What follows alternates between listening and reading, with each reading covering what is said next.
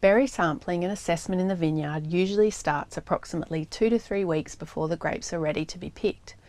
When we take a sample to assess the maturity of the grapes in the vineyard, we collect about 100 to 200 berries from many different bunches so that we have a representative sample from that particular vineyard. Chemical analysis is then performed on the juice extracted from this berry sample. More frequent sampling is often done closer to the predicted harvest date, especially if there are changes in the weather that could affect ripening or the condition of the fruit. There is a high level of variability in fruit composition within a vineyard, and even within a single bunch. This variation within the vineyard can be due to many factors such as vine age and health, soil water status, the topography and soil types, exposure of the fruit and its stage of development. This is why collecting a sample that is truly representative of the entire vineyard to be harvested is so important. The results from this analysis will determine the time of harvest and the final product this fruit will be allocated to.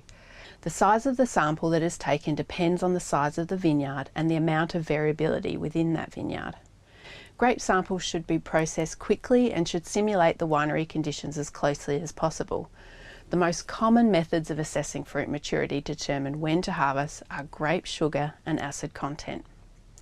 The quantitative measures used to assess these parameters are soluble solids content, titratable acidity and pH. The ratio between sugar and acid levels in the juice is the most commonly used indicator, as desirable changes in both factors occurs more or less concurrently, making the ratio a good indicator of grape quality. Sugar content at harvest can vary greatly between vineyards and is dependent on the final wine to be produced and the desired alcohol level of that wine, as the sugar is converted to alcohol. Avoiding an excessive rise in pH or a large drop in acidity is critical. Therefore, harvesting can be timed to avoid pH values greater than 3.3 for white wines and 3.5 for red wines. There are also qualitative indicators that are important when assessing maturity and fruit quality in the vineyard.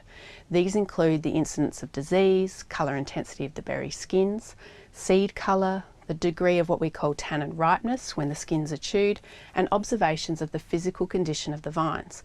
For example, are they stressed or not? Do they have a high level of disease? As you can see, taking berry samples and using qualitative indicators to assess fruit maturity are key activities to help us determine when to harvest the fruit in a vineyard.